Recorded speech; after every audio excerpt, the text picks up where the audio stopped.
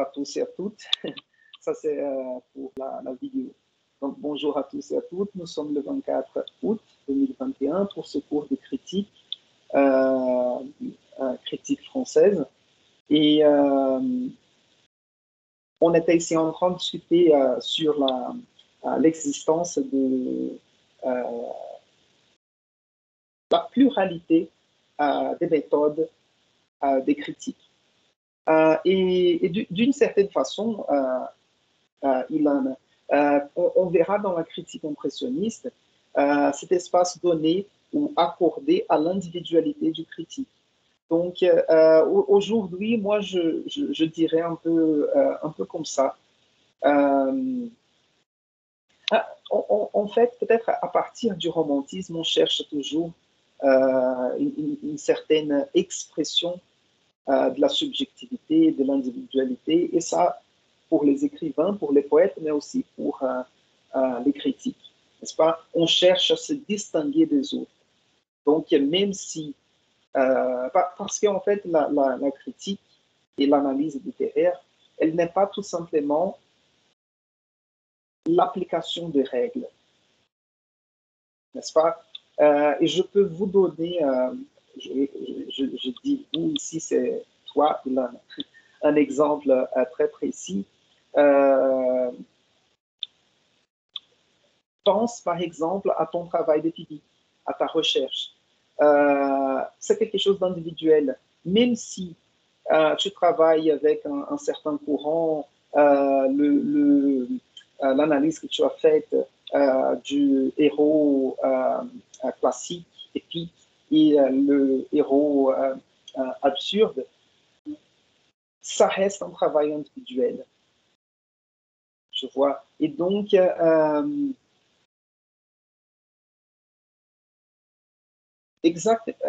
voilà, exactement parce que le travail de la critique littéraire ou de l'analyse littéraire n'est pas tout simplement un travail de mise en pratique de certaines règles. Et même si je vous demande, par exemple, analyser tel livre à partir du point de vue de la psychanalyse, le résultat sera différent, même si vous partez du même principe, n'est-ce pas? Donc, c'est impossible. Nous avons ces genres de questions plus générales qui vont nous approximer d'une certaine façon, mais d'autre côté, il y a ce côté subjectif de l'analyse, de la critique, qui va quand même distinguer un travail d'un autre. D'accord? Donc, c'est ça. Et quand je parle des grands débats que j'essaie dans lesquels j'essaie de vous introduire, c'est ça. Genre, je vais situer les cours d'aujourd'hui et profiter pour entrer dans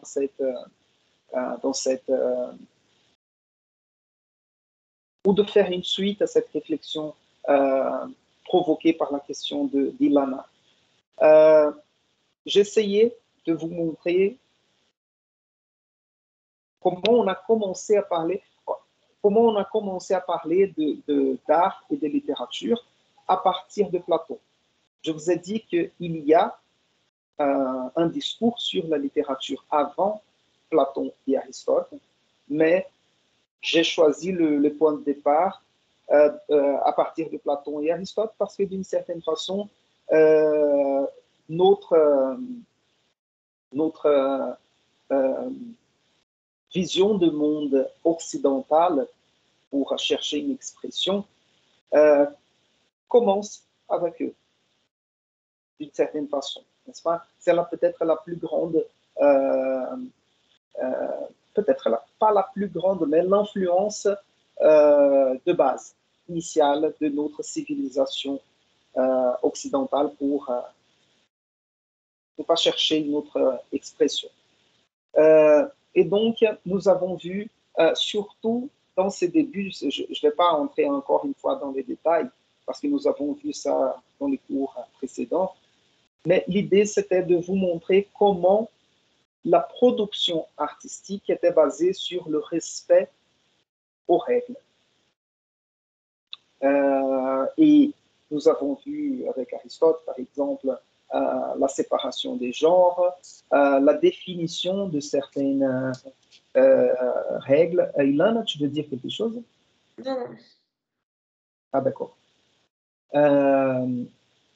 L'utilisation de certaines règles. C'est-à-dire que pour faire une tragédie, il faut respecter les trois unités, unité des temps, d'espace et d'action. Et si vous avez fait les cours de théâtre, sûrement vous avez entendu parler de cette règle des trois unités qui, il me semble, était suggérée par Aristote et elle a été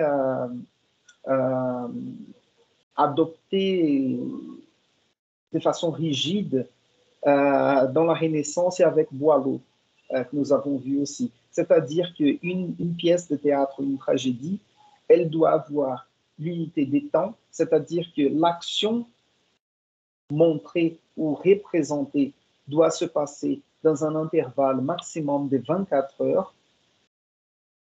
Unité d'espace, c'est-à-dire que on ne va pas changer de scène, tout doit se passer en face du public, sans changement d'espace.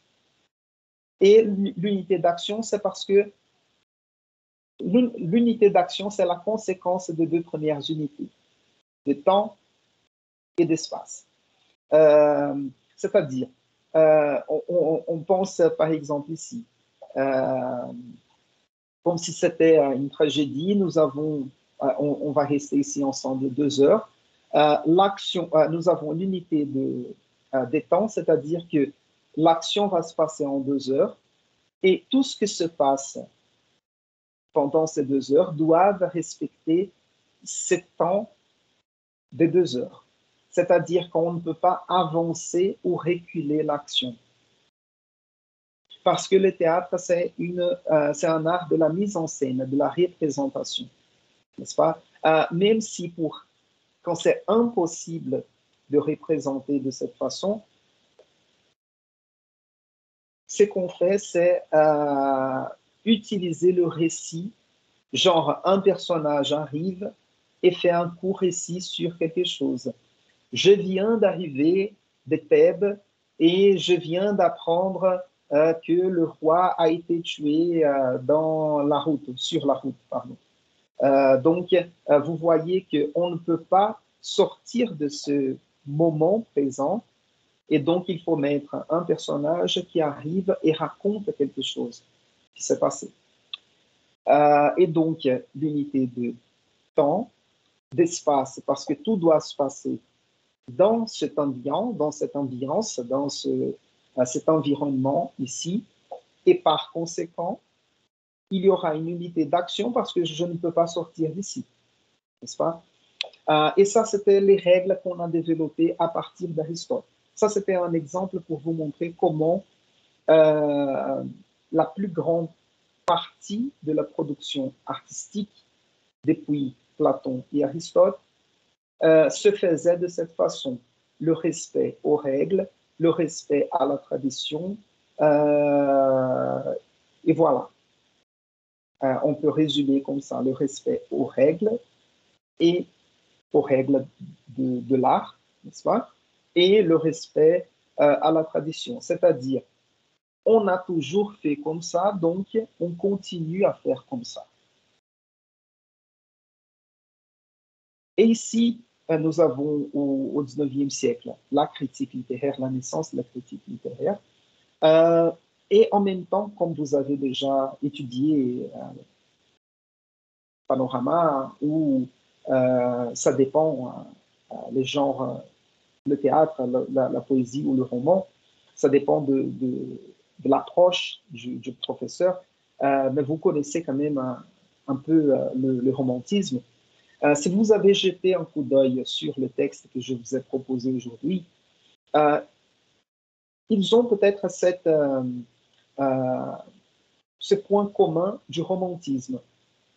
n'est-ce pas? Et donc, le romantisme, c'est un mouvement qui commence peut-être, il prend forme en Allemagne et en Angleterre à la fin du XVIIIe siècle, mais il va arriver en France au début du XIXe siècle.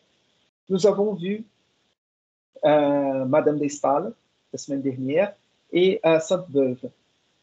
Tous les deux, d'une certaine façon, tout d'abord, Madame de Staël, elle est partie en Angleterre. Elle a écrit ce livre de l'Allemagne et donc elle est une des responsables de l'introduction des idées romantiques en France. Faites attention à quand je dis les idées romantiques, parce que quand je dis romantisme, je suis sûr que vous pensez à la subjectivité du poète, à l'idéalisation de la femme, inspiration, etc. C'est ça aussi, mais il y a une transformation, il y a une espèce de... Avec ces idées appliquées à l'art, ces idées romantiques, nous avons aussi un changement de vision du monde. Et avec ces changements de vision du monde par rapport au romantisme, nous avons l'introduction d'autres références que les références classiques qu'on était habitués. Parce que le romantisme, et c'est ça plus ou moins le débat qu'on va avoir aujourd'hui, qu'on va entretenir aujourd'hui, parce que le romantisme, il va rompre avec, ou peut-être, au lieu de dire rompre, il va rivaliser avec le classicisme. Parce que, comme vous savez, le classicisme défend les opinions ou la vision du monde classique et la répétition de règles et de la tradition classique, c'est-à-dire faites comme les Grecs et les Romains, n'est-ce pas? Et le romantisme va, pour terminer, le classicisme a comme référence majeure la culture classique grecque et romaine. Le romantisme va rompre avec cette tradition classique et va introduire ou imposer ou chercher des nouvelles références. Et assez souvent, pour faire face ou pour rivaliser avec cette tradition classique, ils vont chercher dans le Moyen Âge tout d'abord d'autres références. Et donc, le Moyen Âge sera revisité par les romantiques, n'est-ce pas? Et au lieu de, et là je commence déjà à entrer dans les textes d'aujourd'hui, au lieu de copier ou reproduire les règles des classiques, c'est-à-dire Euripide, Sophocle, etc., ils vont trouver une autre référence majeure qui sera Shakespeare. Et on verra par exemple avec Victor Hugo et la préface de Cromwell, parce que Shakespeare en Angleterre, il ne suivait pas. Je ne suis pas expert de Shakespeare, donc je ne sais pas expliquer pourquoi, mais Shakespeare, il n'a pas suivi les règles classiques, où il a introduit de nouvelles règles à son théâtre, n'est-ce pas? Et à sa poésie aussi. Shakespeare était poète aussi. Mais par exemple, dans le théâtre de Shakespeare, on est capable de voir la comédie et la tragédie ensemble. En même temps, on laisse de côté, il y a certaines pièces de théâtre de Shakespeare qui vont représenter des rois, la noblesse, etc. Mais nous avons aussi des pièces des gens comme nous, même Roméo et Juliette, ce sont des familles bourgeoises, mais ce n'est pas la noblesse, ce n'est pas des rois, des reines, etc. J'ai oublié le titre en français, A Mégère Domade, par exemple, c'est un personnage quotidien, n'est-ce pas? etc. Donc, Shakespeare deviendra un, un, un autre modèle à remplacer la culture classique. Et, et avant d'entrer dans l'individualité de Stendhal, Victor Hugo et Baudelaire aujourd'hui, je voudrais juste placer cette idée du romantisme avec une nouvelle vision du temps, une nouvelle vision temporelle. Parce que, comme je vous ai expliqué récemment aussi, si on pense que la perfection dans l'art ou la perfection artistique était ou a été faite ou a été réussie avec l'Antiquité classique, tout ce qui vient après, c'est la dégénération de cette perfection, n'est-ce pas?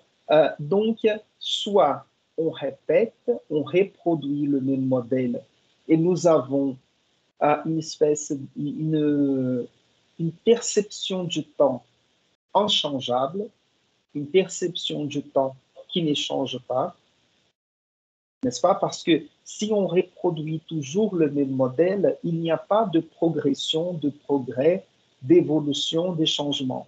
C'est la répétition d'un modèle qui est apparu dans l'Antiquité classique. Une autre possibilité de compréhension du temps, c'est de la dégénération, c'est-à-dire de cet éloignement, de cette prise de distance de la perfection, et tout ce qu'on a fait depuis, c'est la dégénération de ce modèle parfait de beauté. Cela dit, on verra aujourd'hui avec Stendhal, Victor Hugo et Baudelaire l'introduction d'une nouvelle façon de penser les temps et l'évolution littéraire.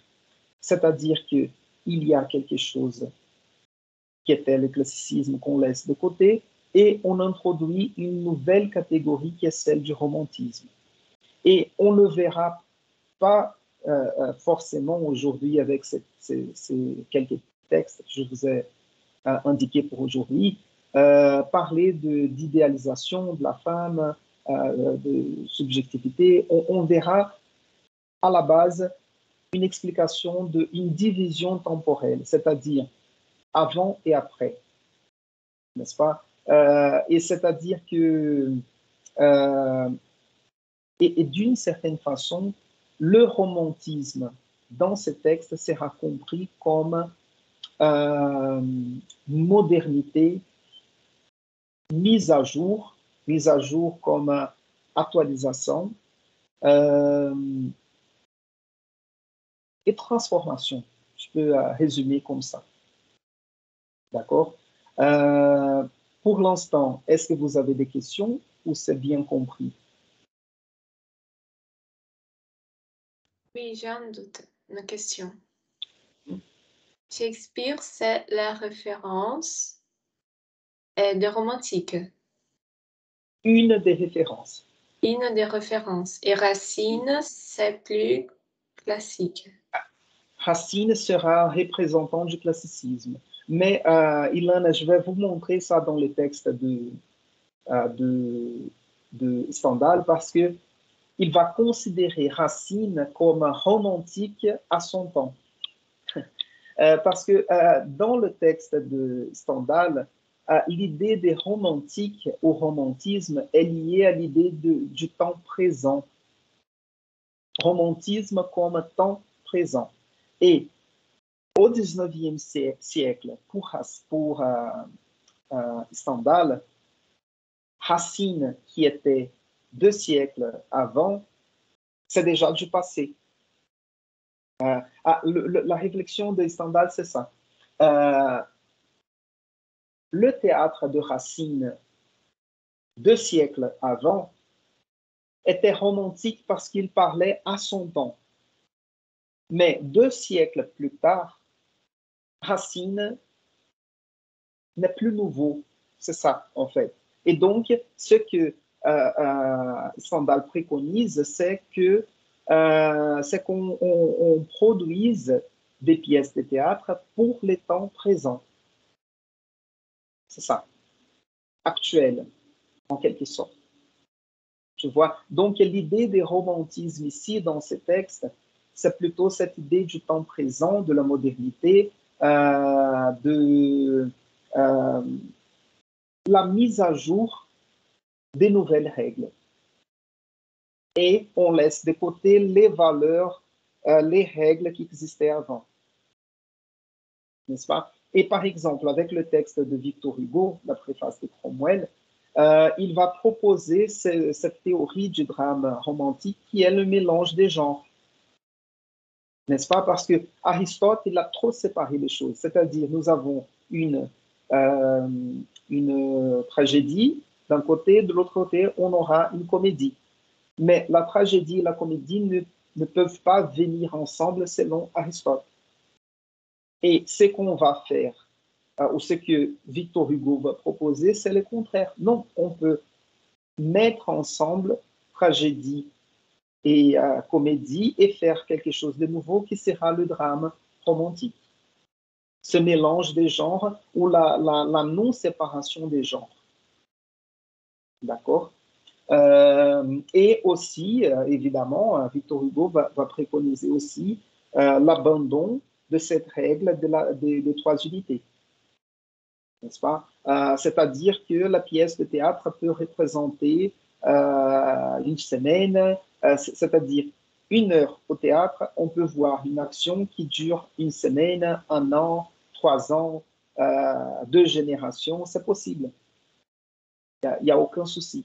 Et pour cette question de l'illusion de la mise en scène, par exemple, on est 1 heure, on reste assis sur la chaise 1 heure dans le théâtre, mais la scène qu'on voit se passe en 3 semaines, par exemple. Ça, c'est une illusion de la mise en scène, n'est-ce pas? Pour nous, aujourd'hui, c'est pas problématique, n'est-ce pas? Mais à cette époque-là, c'était un peu plus littéral, on va dire. Et donc, Stendhal va proposer ces changements, surtout en France, parce que c'était déjà fait dans d'autres pays. Et peut-être vous avez vu, j'ai partagé une vidéo sur l'agression d'un motard, un motard qui a agressé Jésus, pas Jésus, mais le soldat romain, dans une mise en scène de la passion du Christ, n'est-ce pas? Et donc, je vais parler un peu de ça parce que ça a un rapport avec le texte des standards. Donc, c'est comme je vous ai dit dans le petit message que je vous ai laissé, c'était pas une erreur et voilà. Donc, encore des questions, ça va? J'ai pas compris la dernière partie du texte de Stendhal. Un Ah moment, oui. je vais lire. Ici, la tragédie racinienne ne peut jamais prendre que les 36 dernières heures d'une action, donc jamais de développement de passion. Qu'est-ce que c'est ce 36 dernières heures d'une action? C'est l'unité d'action, c'est ça? Oui, mais tu peux me dire dans quelle page il est cet extrait? 26. Quelle page, pardon?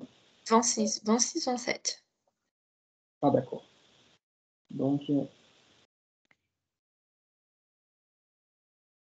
ah oui, c'est ici tout en bas. Je préfère projeter ici. Voyons ici. Donc, la tragédie racinienne ne peut jamais prendre que les 36 heures, que les 36 dernières heures d'une action. Exactement, ça c'est l'unité des temps. C'est C'est une règle du classicisme, comme ça ou... Oui, c'est une règle. C'est rigolo, ça. Quand je vous expliquerai, vous allez penser, mais ils étaient cons hein, à cette époque. Parce qu'il me semble que, je ne sais pas si vous avez étudié un peu plus le théâtre classique grec, mais une séance, la représentation, la mise en scène d'une tragédie, par exemple, ou d'une comédie, était un événement de la journée. Donc, on allait au théâtre, on pouvait même, j'ai déjà entendu parler, qu'on pouvait ramener à manger, à boire, parce qu'on allait passer toute la journée à voir la représentation de la tragédie ou de la comédie, de la pièce de théâtre. Et si je ne me trompe pas, je suis presque sûr que Aristote disait dans ces mots que l'action de la tragédie doit se passer entre comment on dit ça, la montée du soleil et le coucher du soleil. Donc, c'est parce que à cette époque-là, donc, il fallait avoir la lumière du jour pour faire la mise en scène de la pièce de théâtre. Donc, l'action devait se passer entre la montée du soleil et le coucher du soleil, entre l'aurore et l'aube. Et là, nous avons plus ou moins 12 heures. Et on a interprété plus ou moins et du coup, on a fini par dire non, c'est possible de représenter une action de jusqu'à 36 heures. Donc, c'est ça, c'est de cette phrase d'Aristote qu'on est arrivé à cette idée d'unité de temps qui explique l'action entre, je sais pas, 24 heures et 36 heures. Oui, c'est quelque chose comme ça. Ou je ne sais pas si la durée pouvait passer d'un jour à l'autre. Et comme ça, on aurait 36 heures, n'est-ce pas? Et donc, on continue ici la phrase, ici tout en bas. Je zoome encore. Donc, la tragédie racinienne ne peut jamais prendre que 36 heures, que les 36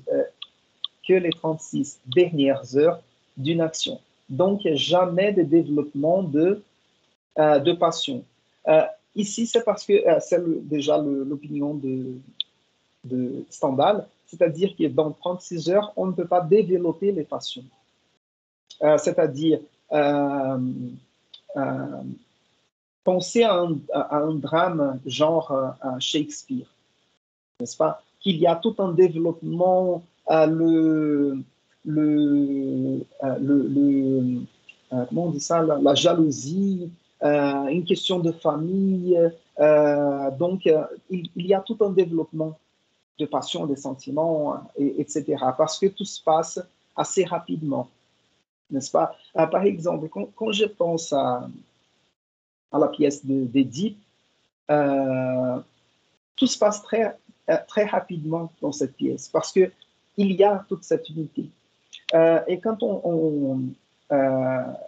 si vous voyez, si vous lisez la pièce d'Édipe, vous allez voir que il se rend compte, en fait, l'action de la pièce, c'est il se rend compte de ce qui s'est passé. Et il y a des moments de récit, genre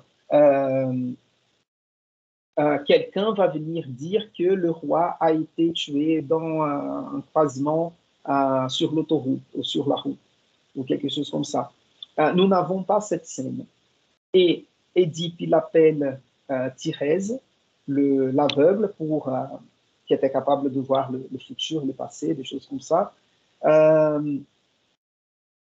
Et puis, tout d'un coup, l'action, en fait, c'est la prise de conscience de ce qui s'est passé. Nous n'avons pas ce genre de développement étape par étape. D'accord? Et donc, ce qu'il dit ici, c'est ça. Donc, jamais de développement des passions. Il continue. Quelle conjuration a le temps de sourdir, quel mouvement populaire peut se développer en 36 heures? Vous voyez, parce qu'ici, il pense déjà à d'autres sujets, des sujets qui échappent des sujets traditionnels de l'Antiquité classique. Parce que dans le théâtre romantique de Victor Hugo, par exemple, ils peuvent chercher à représenter des sujets de la couronne espagnole ou de la France. Donc, on va chercher d'autres sujets historiques à représenter que les mythes grecs ou etc. Donc, ils vont, à partir de ce romantisme, ici je suis concentré au théâtre, on peut chercher des sujets différents aussi pour les pièces de théâtre. Vous voyez, parce qu'avant, pour faire... et c'est intéressant, quand on... je ne sais pas si vous avez une familiarité avec le théâtre classique français. Racine, par exemple, il va refaire une série de tragédies anciennes. Phèdre, Édipe aussi, entre autres. Donc, et il y a ce cercle, vous voyez, on change un petit peu, mais c'est une adaptation, en quelque sorte, des tragédies anciennes. On va refaire des adaptations au XVIIe siècle français, n'est-ce pas? Et ici, en fait, ce qu'on propose, c'est une rénovation, c'est-à-dire finir avec la règle des 3 unités, chercher d'autres sujets historiques à représenter, et aussi les mélanges de genres, c'est-à-dire qu'on peut faire le théâtre en prose, lu en vers, et on peut mélanger comédie et tragédie. Okay? Il est intéressant, il est beau de voir Othello, si amoureux au premier acte, tuer sa femme au 5e. Si ce changement a lieu en 36 heures, il est absurde. Et je méprise Othello. Et donc, il donne cet exemple ici d'Othello de Shakespeare. C'est plus clair maintenant, Ilana? Oui, maintenant ça va. OK. Donc, je vous ai demandé en fait de lire cette 3e partie du texte de Stendhal, n'est-ce pas? Dont le titre, c'est ce que c'est le romanticisme. Il appelle encore romanticisme. Et j'aime bien, je vais souligner ici, vous voyez, j'ai un nouveau logiciel et il a plus de ressources, mais il reste moins limité sur d'autres. Mais pensez ici romanticisme, c'est parce que le terme n'était pas encore fixé, n'est-ce pas? Parce que ce texte de Stendhal est de 1823. Et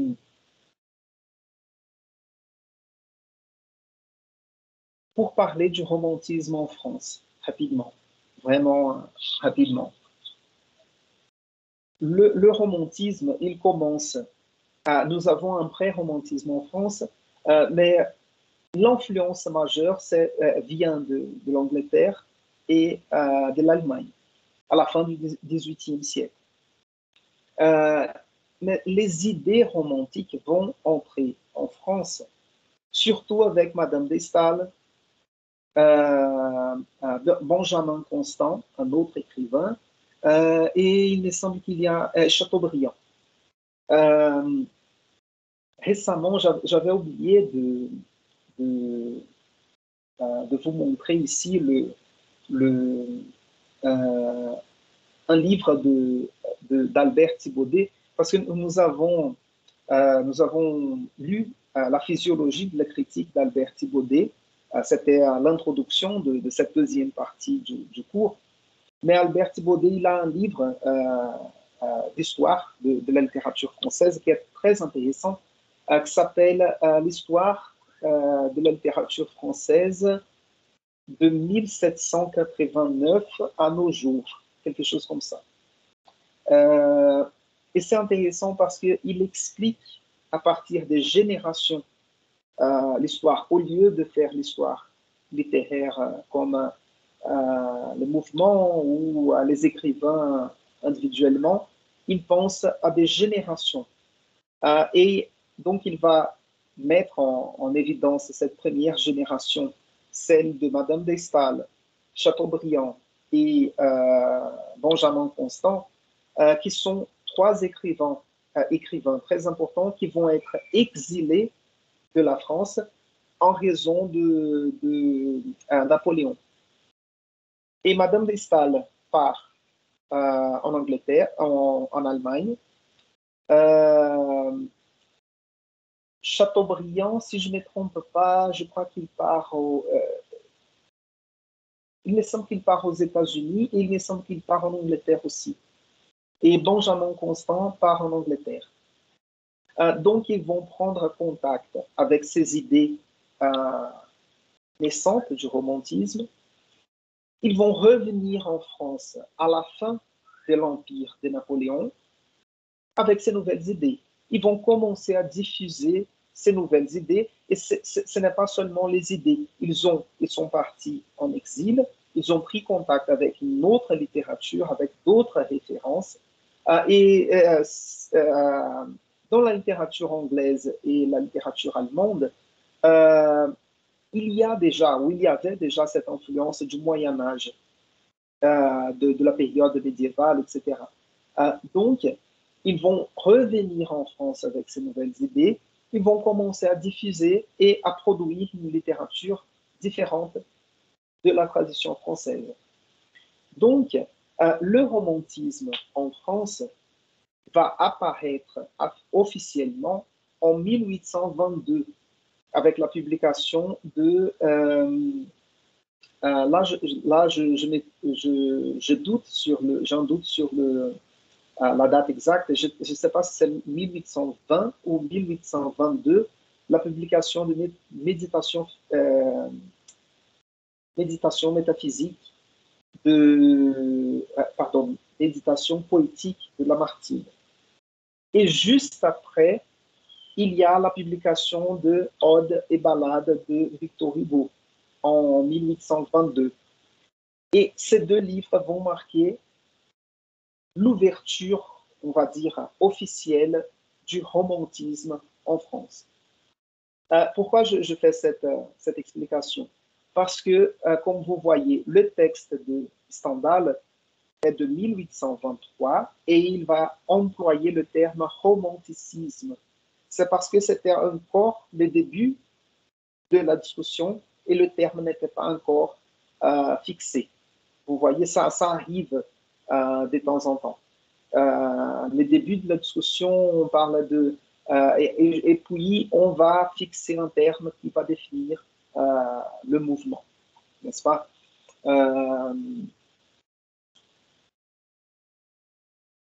Voilà. Cela dit, j'entre dans le texte de Stendhal. Le texte, en fait, ça c'est une espèce de pamphlet.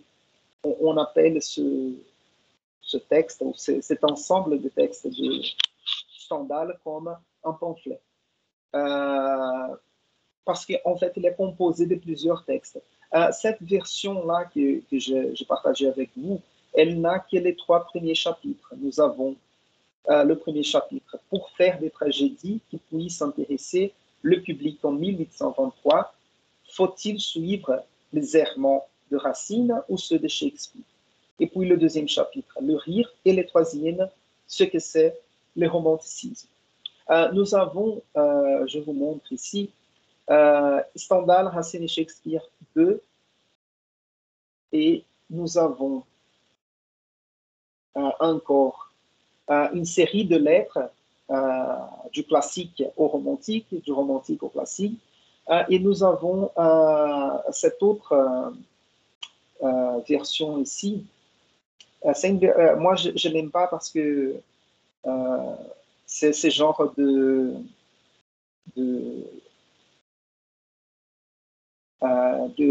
livres numériques scannés, n'est-ce pas? Donc, il est lourd. On a moins de possibilités de souligner, détacher les morceaux. Mais je vais juste vous montrer ici la table de matière. Je ne sais pas si elle est là, au début ou à la fin du livre. Ah, voilà, c'est au début. Donc, nous avons, c'est juste pour vous montrer que il y a beaucoup plus de choses dans cette publication, mais elle est, la partie qui est devenue la plus célèbre, c'est cette première partie que j'ai partagée avec vous, celle-ci. Et donc, je vais faire juste un survol avec ces autres parties pour vous montrer un peu quelle est la pensée ou le raisonnement de Stendhal. Genre, il va dire ici, ça c'est la préface de ce pamphlet. Je lis, je prétends qu'il faut désormais, c'est-à-dire à partir de maintenant, faire des tragédies pour nous, jeunes gens, raisonneurs, sérieux et un peu envieux d'élan de grâce 1823. Ces tragédies-là doivent être en prose. Dès nos jours, le vers alexandrin n'est les plus souvent qu'un cache sottise. Sottise, como vous savez, c'est besteiras. Né? Então, o verso alexandrino é apenas, o mais frequentemente das vezes, guarda-besteiras, pour traduire littéralement. Et puis, voyons ici, non, on avance.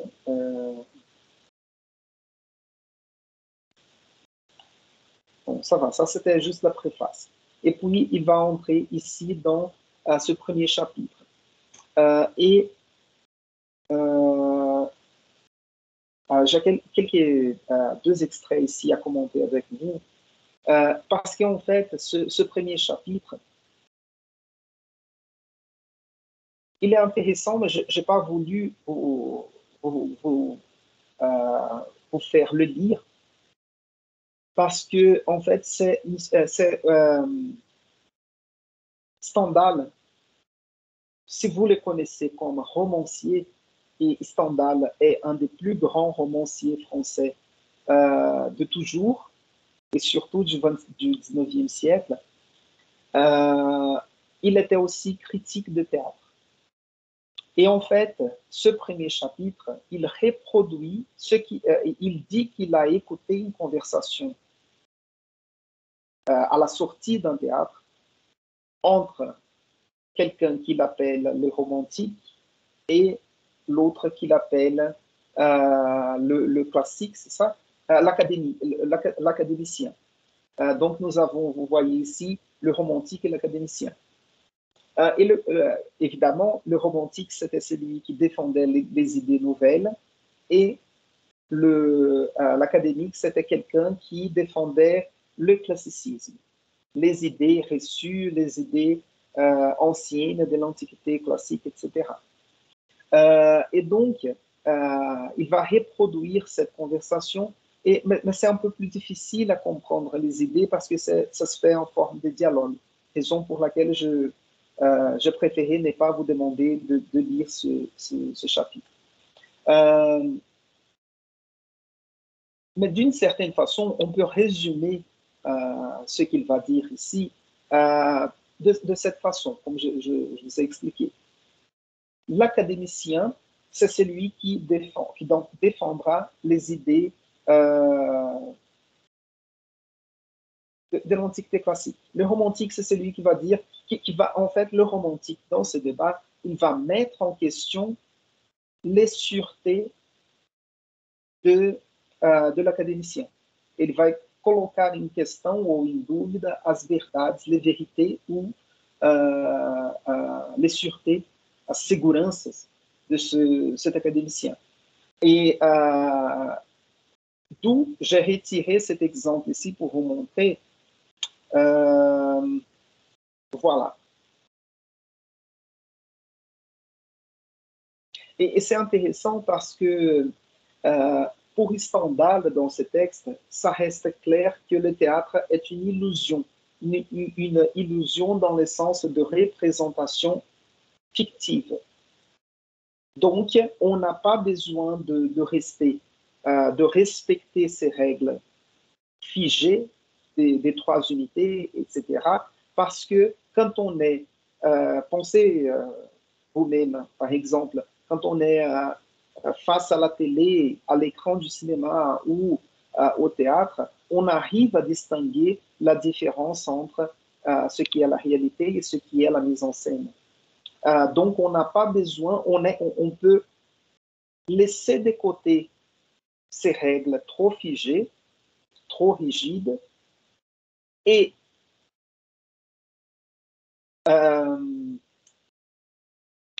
user et abuser de la créativité pour faire un théâtre nouveau et plus intéressant. C'est ça. Et il nous raconte quelque chose d'intéressant ici. C'est l'extrait que j'associe à la vidéo du motard, ou motoquet, qui agresse le soldat romain dans cette mise en scène de la passion du Christ. Et donc, il dira ici, Stendhal, l'année dernière, août 1822, les soldats qui étaient en faction dans l'intérieur du théâtre de Baltimore, voyant Othello qui, au 5e acte de la tragédie de ce nom, allait tuer Desdemona, s'écria « Il ne sera jamais dit qu'en ma présence un maudit nègre, parce que Othello était noir, un maudit nègre aura tué une femme blanche. » Au même moment, les soldats tirent sur un coup de fusil et cassent un bras à l'acteur qui faisait Othello. Il ne se passe pas d'année sans que les journaux ne rapportent des faits semblables. Donc, c'est intéressant. Je ne sais pas si ça s'est vraiment passé, mais c'est une anecdote qu'il raconte dans cette histoire, justement pour mettre en question ce problème de ne... et en fait, avec cette anecdote, Stendhal ne veut pas réaffirmer ça. Il veut dire, ça arrive, c'est un accident. À part ou mis à côté ces accidents éventuels, comme celui de ces soldats qui a tiré sur l'acteur, en général, on est capable de distinguer ce qui est illusion dans la mise en scène de ce qui est la réalité. N'est-ce pas?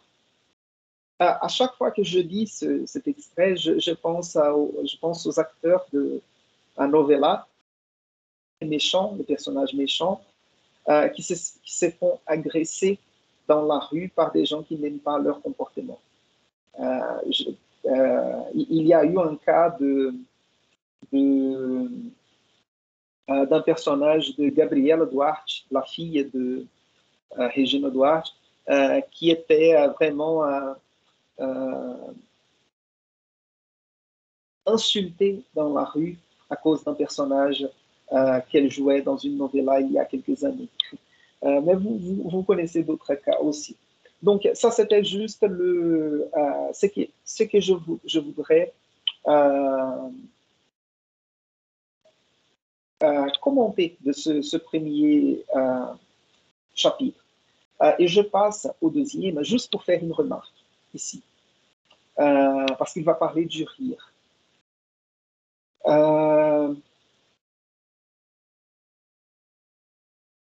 J'avance ici.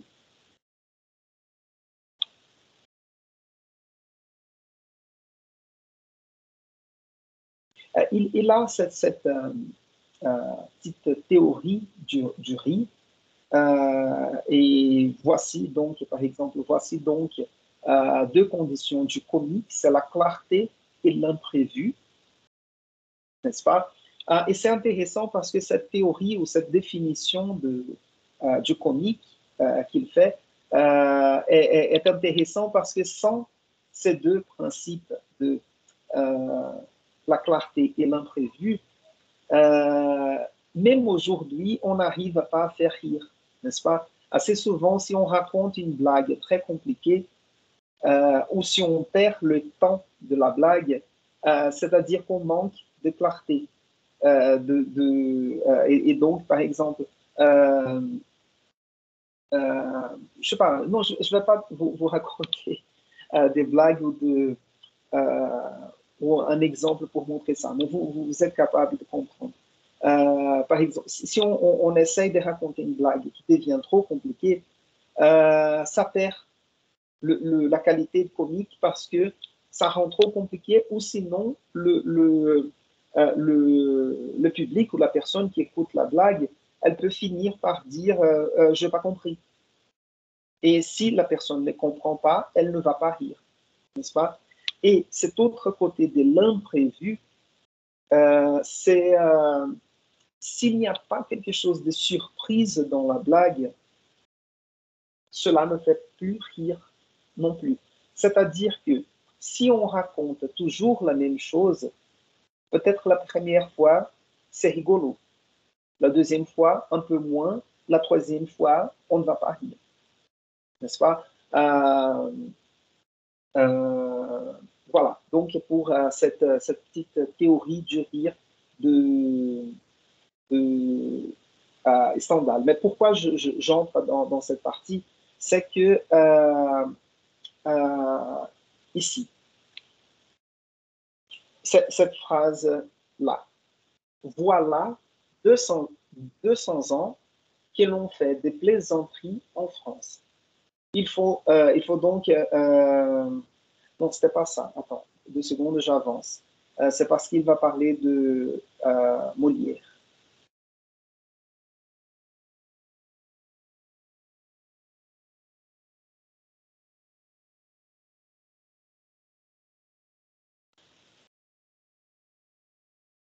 Oui, voilà. Donc, il va dire ici, nos cours de littérature nous ont dit au collège que l'on rit à Molière et nous le croyons, parce que nous restons toute notre vie en France des hommes de collège pour la littérature. Donc, c'est une phrase assez forte et raison pour laquelle on peut même dire que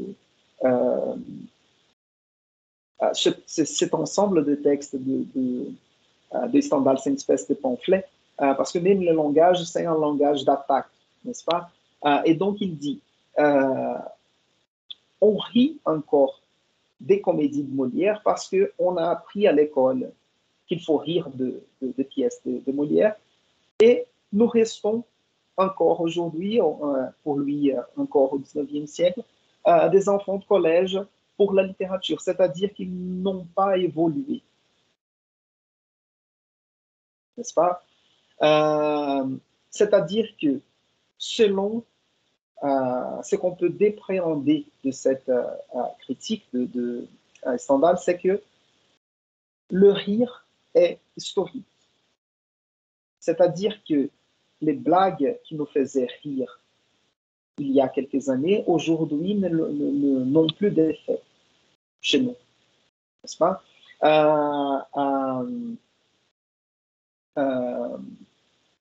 Il y a une interview de Fabio Porchat dans l'émission Rode à vivre, dans laquelle il parlait exactement la même chose. C'était l'idée que l'humour vieillit, ou l'humour envelhece. Et il a dit, par exemple, qu'il a peur de vieillir et de ne pas évoluer avec. Et donc, il aurait cette sensation d'être bloqué dans les temps. n'est-ce pas? Et ne pas évoluer avec l'histoire ou avec les habitudes de la société, etc. Pour vous donner un exemple très simple, je vais le dire en portugais pour le faire plus clair. Peut-être vous ne connaissez, je ne sais pas si vous connaissez par exemple Ari Toledo, était un humoriste, un comediante. Et ce qu'il faisait, il allait à la télé pour raconter des blagues, contava piada. Et assez souvent, les blagues d'Ari Toledo, il était hyper célèbre dans les années 80, 90, début des années 90. La plupart des blagues d'Ari Toledo commençaient comme ça. Je vais le dire en portugais, comme je viens de dire. Estava indo uma bichinha, voilà, o corno estava indo. Et donc, vous voyez que ces genres de blagues aujourd'hui ne font plus rire. C'est parce que la société a changé, nos valeurs aussi de respect à l'autre, etc., ont changé. Donc, aujourd'hui, on n'admet plus se raconter des blagues comme celle-là. N'est-ce pas? Et en fait, c'est par rapport à la comédie, par rapport au comique, au rire, c'est la même chose que Stendhal disait au début du 19e siècle. C'est-à-dire que à l'époque de Molière, on pouvait rire des blagues de Molière. Au 19e siècle, Molière n'est plus intéressant. C'est déjà fini. Il aura toujours une valeur historique, mais peut-être c'est fini. Il ne fait plus rire au 19e siècle. Donc, il faut écrire de nouvelles comédies pour faire les gens du 19e siècle rire de nouveau. Et pas tout simplement rire parce qu'à l'école, on nous a appris qu'il faut rire des pièces de Molière.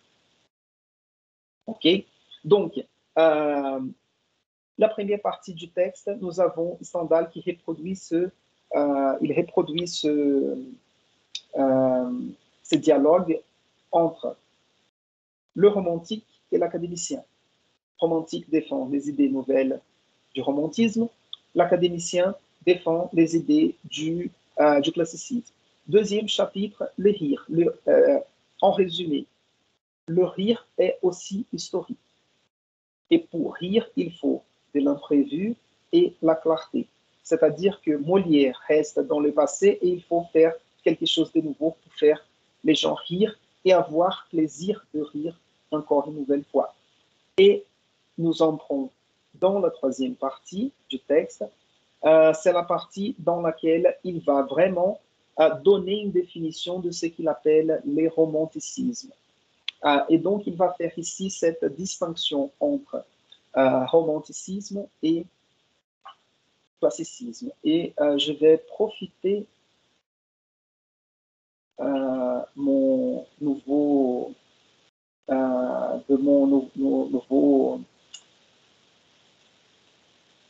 logiciel ici. Ah non, je ne vais pas arriver à faire ça. Non. Ah oui. Très bien. Et très bien. Voilà, donc c'est plus clair, encore plus clair. Et j'arrive maintenant à avoir un texte en jaune avec des concepts en rouge. Donc, il dira ici, le romanticisme, comprenez le romantisme, est l'art de présenter au peuple les œuvres littéraires qui, dans l'état actuel de leurs habitudes et de leurs croyances, sont susceptibles de leur donner le plus de plaisir possible. Donc, vous voyez qu'il y a ici où Stendhal associe l'idée du romantisme à l'idée des contemporains ou des contemporanéités. N'est-ce pas? Il y a ce côté de ce qui est romantique pour Stendhal, c'est actuel. n'est-ce pas? Le classicisme, au contraire, leur présente la littérature qui donnait les plus grands plaisirs possibles à leurs arrière-grands-pères, les ancêtres. Et donc, il va dire ici, Sophocle et Euripide furent ou ont été éminemment romantiques à leur époque. D'accord? Donc, c'est-à-dire que quand ils étaient une nouveauté pour leur époque, ils étaient romantiques parce qu'ils étaient contemporains, ils étaient actuels. Donc, ça, c'est juste un jeu de mots, n'est-ce pas? Il n'y a pas besoin de compliquer trop. Mais l'idée, c'est romanticisme, c'est de présenter les œuvres littéraires dans l'état actuel de leurs habitudes et de leurs croyances pour donner le plus de plaisir possible. Raison pour laquelle, par exemple, vous voyez que dans les cours surtout de romans, si vous avez suivi les cours de romans avec moi, j'essaie à présent de privilégier les œuvres contemporaines parce qu'il y a des questions débattues qui sont les questions que nous posons à nous-mêmes aujourd'hui. Il y a un langage qui est plus proche de nous aujourd'hui et donc pour peut-être à l'enseignement, il y a quelque chose de plus frais, n'est-ce pas?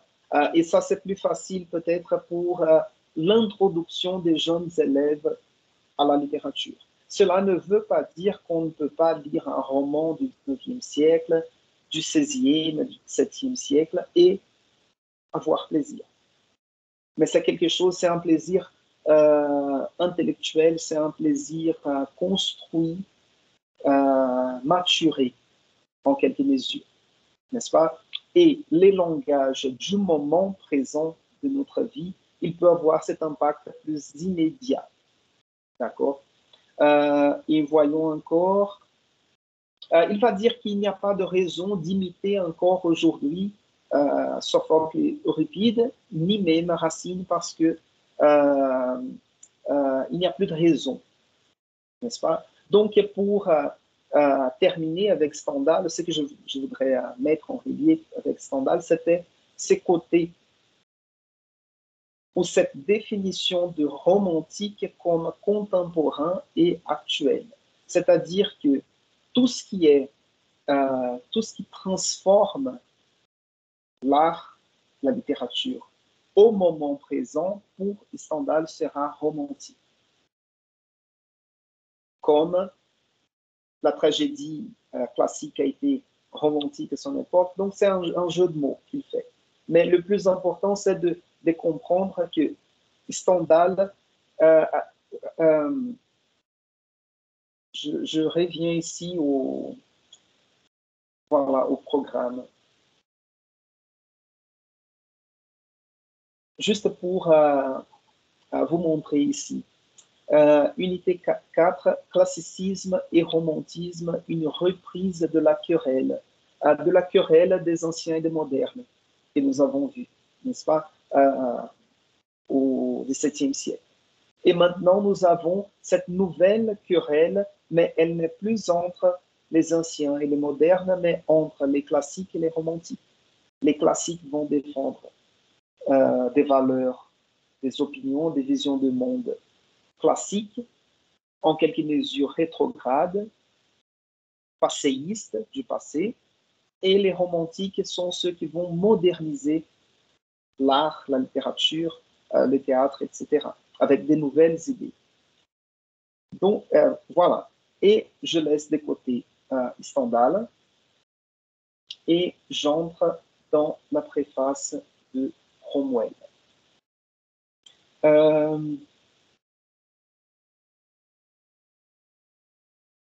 Oui, la préface de Cromwell, elle est déjà de 1827. Donc, vous voyez qu'il y a déjà un débat en cours de transformation de règles de l'art en France, n'est-ce pas?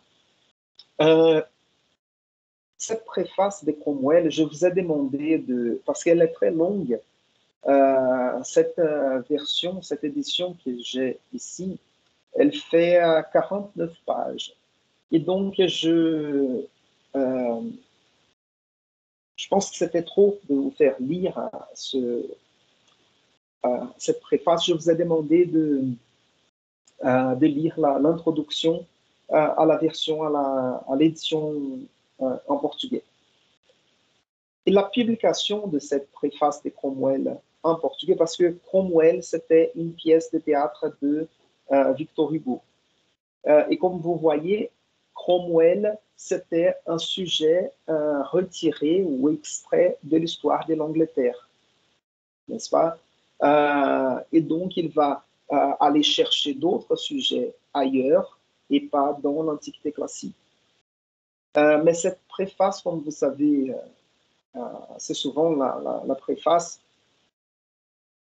est un texte qui guide la lecture que nous allons faire, n'est-ce pas? C'est l'écrivain qui pense ou qui considère qu'il faut laisser certains principes clairs au lecteur. Il prépare le lecteur à la lecture qu'on va faire, n'est-ce pas? Et dans cette préface, la préface, en français, on va la connaître comme la préface de Cromwell. Ici au Brésil, ce texte va être connu comme du grotesque, du sublime, parce que la pièce de théâtre Cromwell n'est pas très connue du public brésilien. Par contre, cette préface, elle a pris une ampleur, une importance pour la théorie littéraire, pour la critique, pour le débat autour de la littérature, du romantisme, etc. Raison pour laquelle elle devient un texte à part entière, c'est-à-dire un texte indépendant et complet. Et pour ne pas traduire comme préface de Cromwell, ce qui ne serait pas clair pour le public brésilien, on a accordé ce titre du grotesque et du sublime, parce que Hugo va parler du grotesque et du sublime dans ce texte. Il y a deux choses que en fait, une, je vais expliquer rapidement, et l'autre, je vais peut-être lire quelques extraits. Il y a une chose intéressante dans parce que cette vision historique du monde, elle va surgir ou elle va s'affirmer à cette époque du romantisme.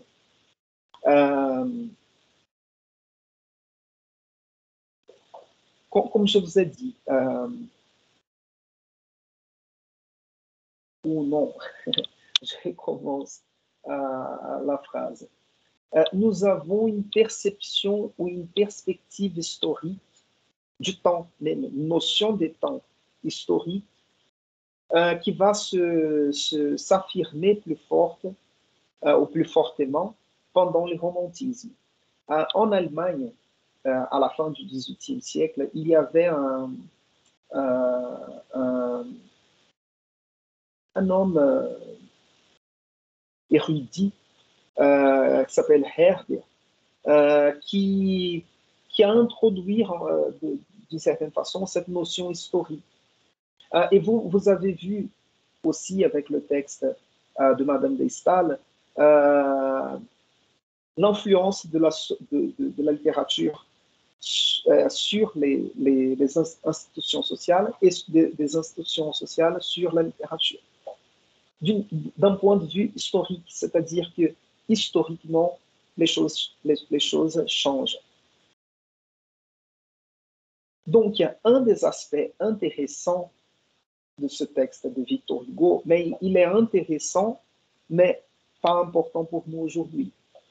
C'est qu'il va construire une idée de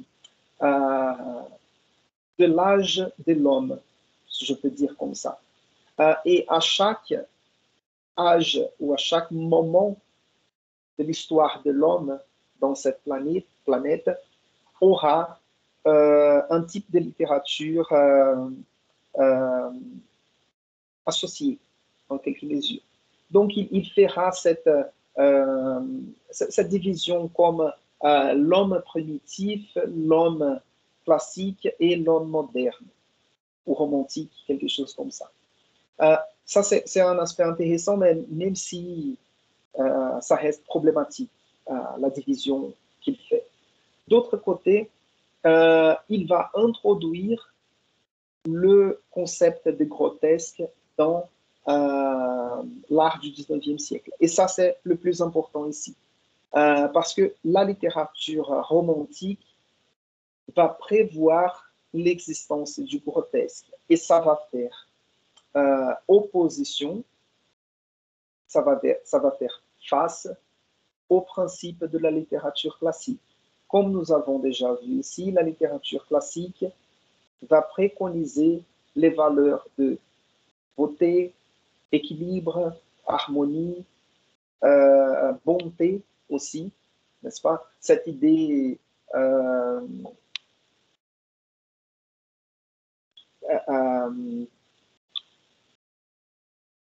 organique, d'une certaine façon, que l'harmonie de la forme représente une harmonie morale aussi, n'est-ce pas?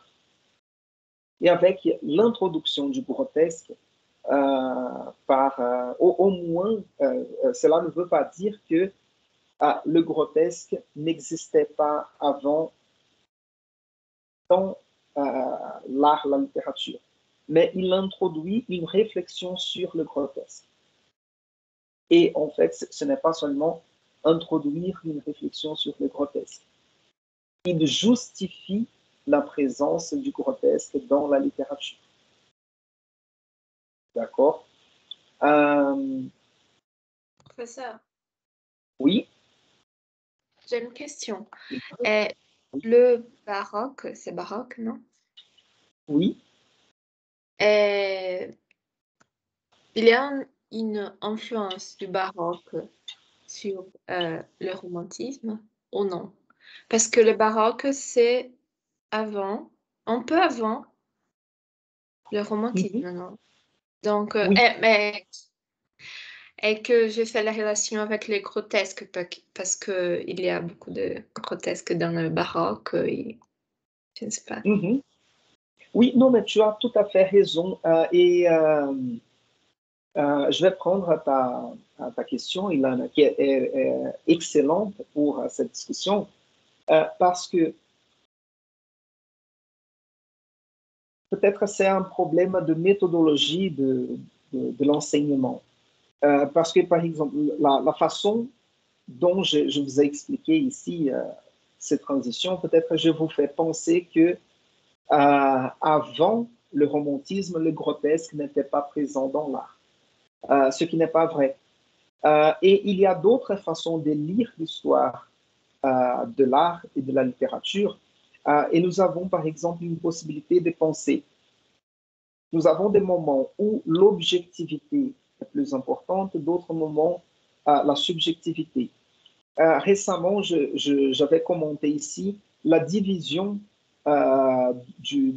proposée par Nietzsche entre le monde apollinien et le monde dionysiaque. Donc, le monde apollinien, c'est ce monde classique, équilibré, harmonique, etc. Et le monde dionysiaque, c'est ce monde de la démesure, de l'excès, etc. Et quand on pense comme ça, nous avons aussi une possibilité, on peut reconnaître dans les tendances artistiques, soit elles tendent vers une de ces définitions ou une de ces descriptions, et parfois elles vont tendre à une autre définition. Et assez souvent, il y a des choses qui sont récurrentes ou récurrentes dans l'histoire de l'art et de la littérature.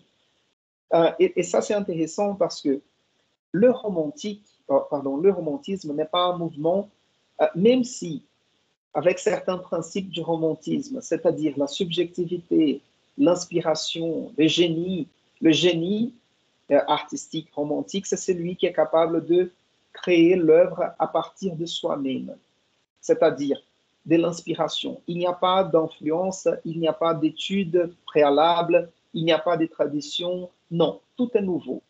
Et en fait, ça, c'est une illusion erronée des romantiques. Parce que si on prend comme référence le romantisme, et comme je disais, ta question elle est excellente pour laisser plus clair cette réflexion.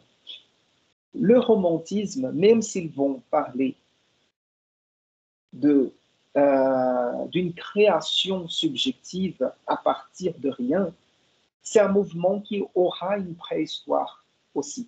C'est-à-dire, le romantisme a ses références, mais ces références seront différentes de celles du classicisme.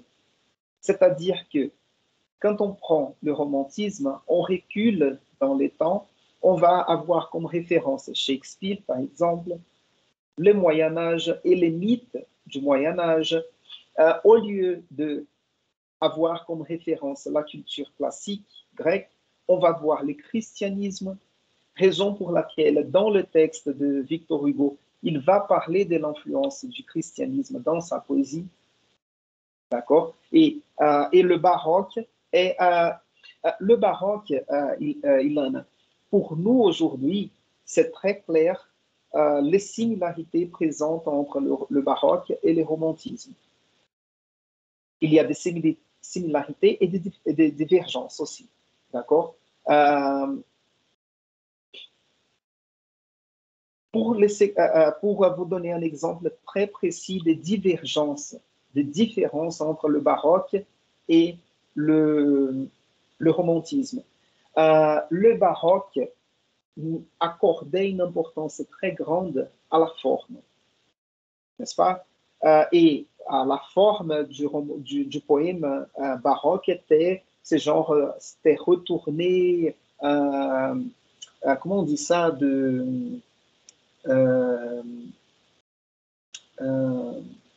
il me manque le mot, ce genre de tournure, n'est-ce pas, de phrases, etc. Le romantisme, la forme n'est pas très importante. Même si Victor Hugo, par exemple, va avoir des poèmes à la forme fixe, nous avons beaucoup d'élégies qui est juste un poème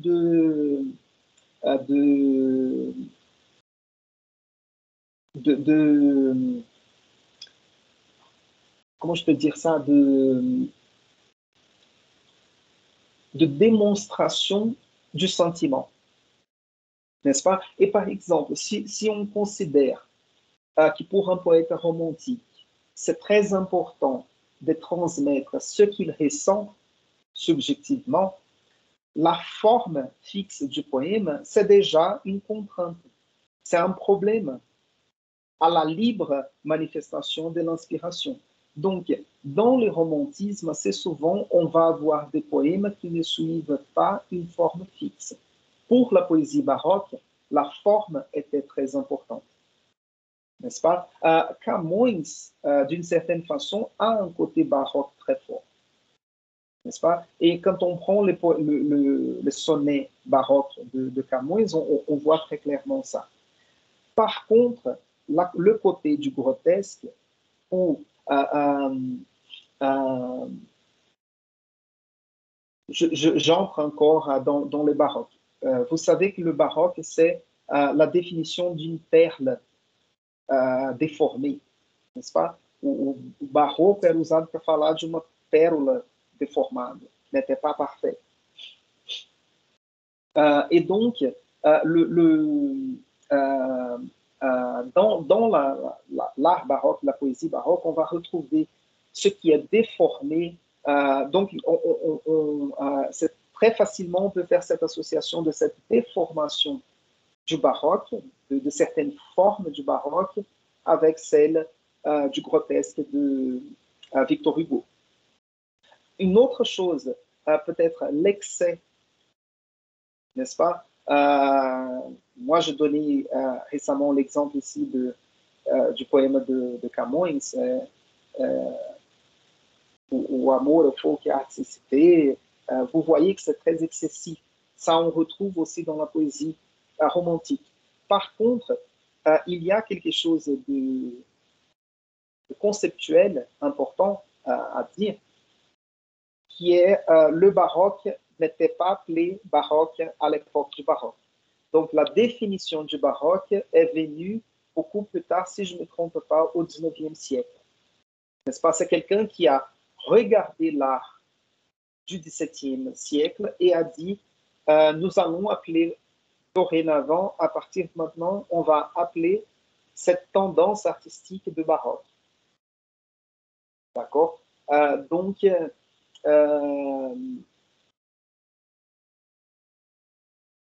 je dis cela, Ilan, juste pour expliquer que peut-être pour Victor Hugo et d'autres écrivains romantiques, ils n'avaient pas encore cette clarté que nous avons aujourd'hui de ce qui a été la période baroque. Ils connaissaient des écrivains, etc., mais peut-être ils n'avaient pas encore cette idée uniforme de ce qui a été l'esthétique baroque. Peut-être c'est pour ça que nous ne voyons pas forcément, si je ne me trompe pas, je crois qu'il n'y a pas de référence au baroque dans la préface de Cromwell de Victor Hugo. Okay. Mais c'était très intéressant parce que on est capable, ou dans cette distinction apollinienne et dionysiaque, du côté du romantisme, on peut reculer dans les temps et on va faire romantisme, baroque, Moyen-Âge. Et évidemment, les côtés dionysiaques, la culture classique. Parce que dans la culture classique, il y a aussi l'excessif, le déformé, etc. De l'autre côté, nous avons cette culture classique apollinienne, nous avons la renaissance de cette culture, nous avons le classicisme du XVIIe, XVIIIe siècle, et puis on va avoir par exemple le mouvement, l'arcadisme, pardon, le Parnasse. Le Parnasse au XIXe siècle, qui va chercher cette poésie de la forme, encore une fois, n'est-ce pas? Et si on avance, Ilan, c'est-à-dire si on cherche l'influence du romantisme dans la littérature qui a été faite après, on peut trouver,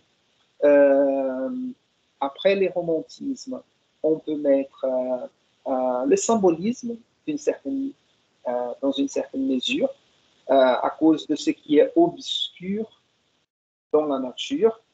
On arrive au surréalisme aussi, avec la présence du rêve, des images poétiques.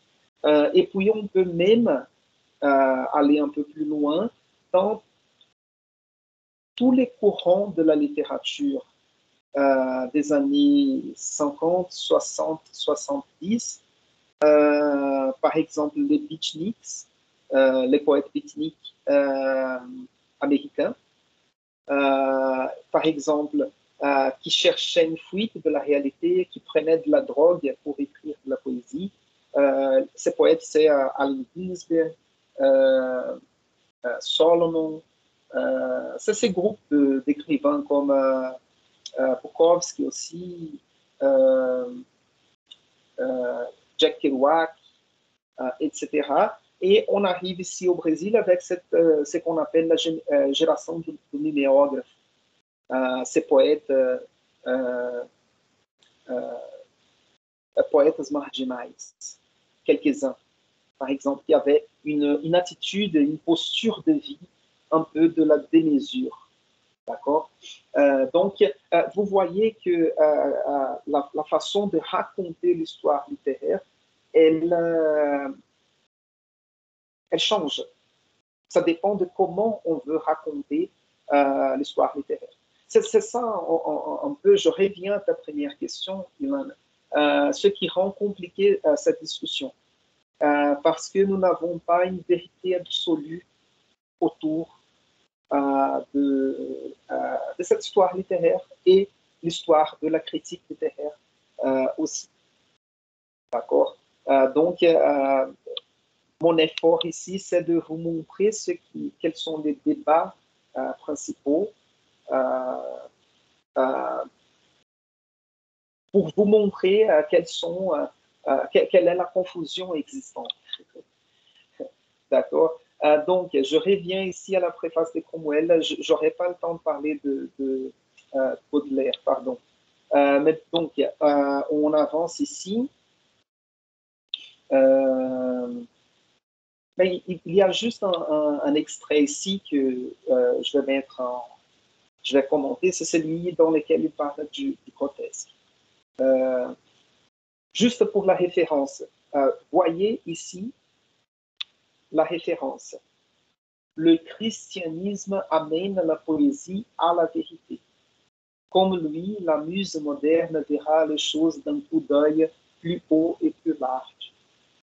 Elle sentira que tout dans la création n'est pas humainement beau, que le laid y existe à côté du beau, le difforme près du gracieux, le grotesque au revers du sublime, le mal avec le bien, l'ombre avec la lumière. Donc vous voyez aussi que toute cette série de dichotomies vient d'une vision de monde chrétienne. Le bien, le mal, l'ombre et la lumière, le paradis et l'enfer, etc. Et en plus, la notion du christianisme va apporter à partir de Chateaubriand une subjectivité méditative. Ça, c'est très important pour le romantisme. Une subjectivité méditative. Parce que le christianisme va nous apporter ce besoin de se renfermer sur soi-même pour réfléchir, pour se confesser, n'est-ce pas? La confession est quelque chose de très important pour la poésie romantique, parce que ces genres comme les poèmes de Lamartine, méditation poétique, c'est une espèce de confession, pas la confession d'un péché, mais la confession d'un état d'âme, d'un état d'esprit, d'un sentiment pressenti, etc. Donc, le christianisme, pour cette tradition qui va aboutir dans le romantisme, s'explique un peu de cette façon. La construction d'une subjectivité qui vient d'une pratique chrétienne. D'accord?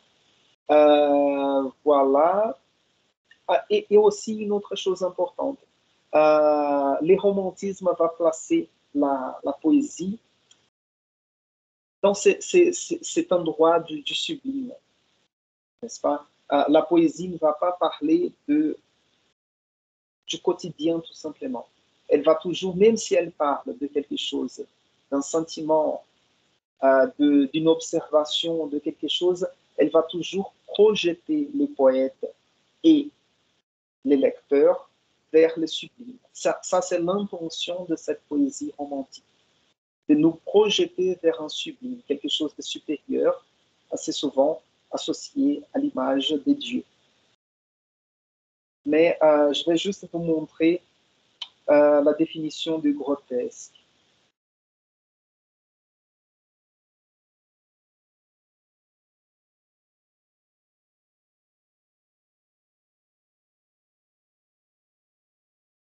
Ici, c'est un de ces extraits.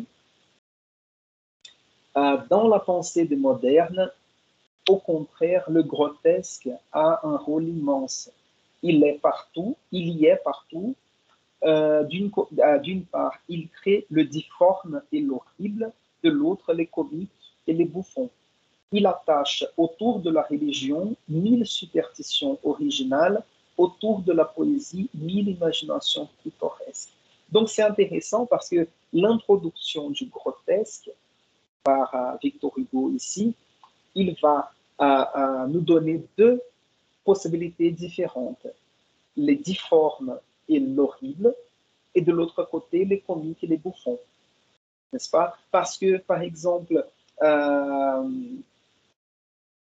juste pour prendre un personnage qui est revenu des trêves, des ténèbres cette semaine. Peut-être vous connaissez le personnage de Batoré da Praça é Nossa. C'était un personnage ancien, traditionnel de cette émission d'humour. E ele era esse tipo do horrível, que ele era torto, um pouco desfigurado, que sai do disforme e horrível e se transforma em cômico ou bufão. Bufão aqui como bufão, como palhaço, ou quelque chose comme ça.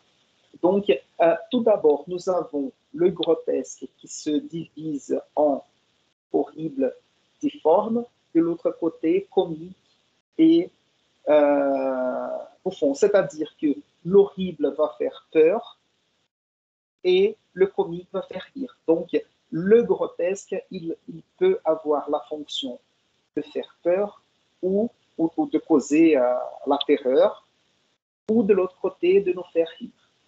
Par contre, pour terminer, je vais juste entrer ici dans le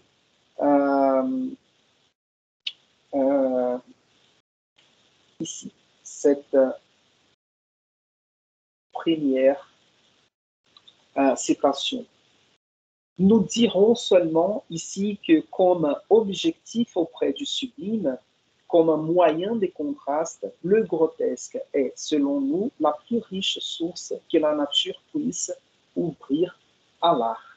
Il continue, la deuxième citation, cette beauté universelle que l'Antiquité répandait, diffusait solennellement, surtout n'était pas sans monotonie. La même impression toujours répétée peut fatiguer à la longue. Le sublime sur le sublime produit malaisément un contraste, et l'on a besoin de se reposer de tout, même du beau. Il semble au contraire que le grotesque soit un temps d'arrêt, un terme de comparaison, un point de départ d'où l'on s'élève vers les beaux, vers les beaux avec une perception plus fraîche et plus excitée. Donc, le grotesque viendra avec le sublime. Et en fait, ça, c'est d'une certaine façon, ça fait partie de cette théorie de Victor Hugo, du mélange des genres littéraires et aussi thématique. C'est-à-dire qu'au lieu de parler tout simplement du sublime, et ça va fatiguer, ça va réduire notre capacité d'avoir plaisir, de nous émouvoir, parce que c'est monotone d'avoir toujours le sublime présent, le même type de forme, et le grotesque viendra pour équilibrer ça, c'est-à-dire le plus de sublime possible, mais aussi le grotesque, parce que ça va moduler un peu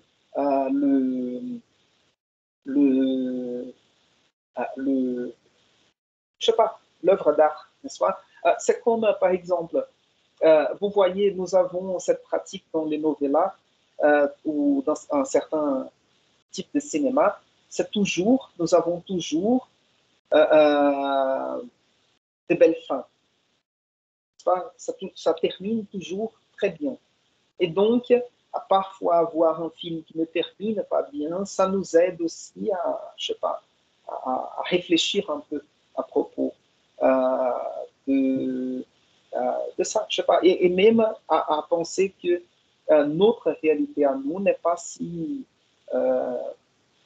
idéale, parfaite, n'est-ce pas? Parce que vous voyez ici, toutes les œuvres d'art nous donnent une perspective de perfection, de beauté, d'équilibre, et on regarde notre vie à nous et on voit que notre vie n'est pas parfaite, que nous ne sommes pas beaux comme les princesses, les princes, etc. Nous ne sommes plus ogres comme Shrek, par exemple. C'est plus facile à reconnaître la vérité de la nature, de la nature, de la réalité, etc. D'accord? Donc, ça, c'était le plus important à retenir de Victor Hugo. Je n'ai pas eu le temps, malheureusement, d'entrer dans la discussion sur Baudelaire, mais je vais revenir la semaine prochaine. Je vérifie ici juste ce qui est prévu pour la semaine prochaine. La semaine prochaine, on verra la critique scientifique et la critique impressionniste. Quand même, la semaine prochaine, je vais essayer de dire un mot sur Baudelaire. D'accord? Parce que Baudelaire, il va associer cette idée du romantisme à l'idée de modernité. Mais il va aller un peu plus loin que Stendhal tout au début. Donc, je vais essayer quand même.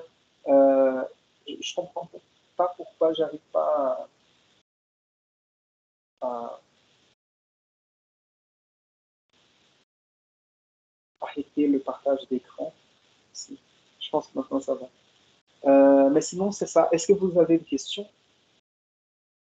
par rapport à cette discussion d'aujourd'hui? Bonjour. Moi, j'ai une question. Bonjour. Bonjour, Oui. Daniel, ça va? Oui, très bien. Super. En fait, moi, j'ai une question, mais il n'y a pas de rapport avec les sujets, c'est juste pour le travail, parce que j'ai noté là ici dans mon calendrier qu'aujourd'hui, c'est une date de rendre quelque chose, n'est-ce pas ça? Non. En fait, non. En fait, c'est à partir d'aujourd'hui qu'on aura une activité. Parce que je peux vous montrer ici. Ça, c'était, merci Claire, parce que j'avais pensé à commenter. Et vous voyez ici dans le programme, en fait, voilà. En fait, c'est une faute à moi ici, parce qu'en fait, j'ai mis les 24 comme une référence pour cette activité, parce qu'en fait, la première activité, je vais vous proposer une activité, je vais vous proposer une réflexion, je vais faire une question pour vous faire réfléchir à propos de ces questions que nous avons déjà discutées ici. Mais l'idée de cette activité, pour proposer cette activité, il fallait avoir fini l'introduction sur les règles d'art dans la littérature, dans la critique classique, etc. Et puis entrer dans ces débats entre classicisme et romantisme. Raison pour laquelle il n'y avait pas encore, je n'ai pas encore élaboré l'activité, parce que je voudrais terminer cette unité pour vous proposer une réflexion après avoir discuté les sujets. Donc, ne t'inquiète pas parce qu'en fait, voilà, je vais faire l'activité ici comme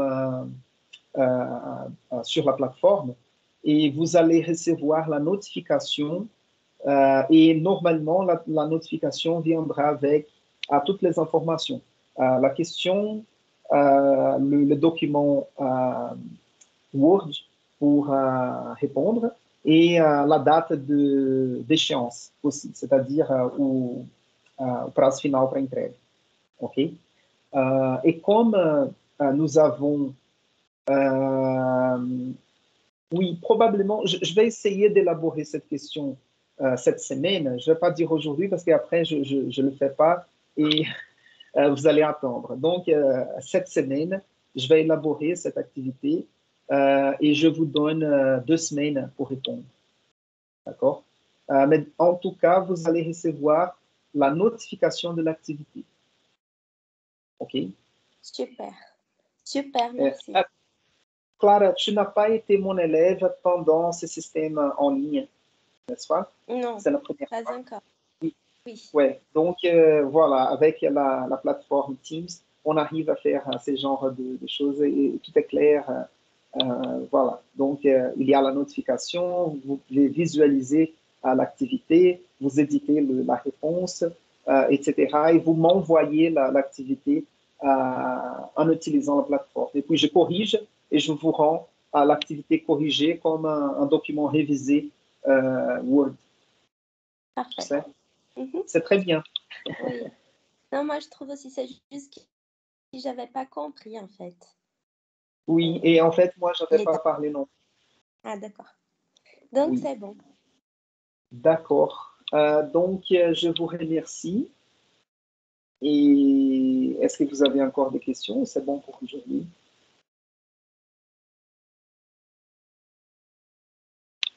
Non, c'est bon. Donc, je vais vous laisser aussi une note pour les lectures pour la semaine prochaine, indiquant les lectures de la semaine prochaine sur la critique. Peut-être je vais vous donner deux articles à lire sur la critique scientifique et sur la critique impressionniste. Je vais organiser ça et je vous laisse un mot pour vous prévenir que les lectures sont déjà disponibles. OK? Merci beaucoup et à la semaine prochaine. Au revoir. Merci, Daniel. Au revoir. À la semaine prochaine. Merci. Merci, Clara.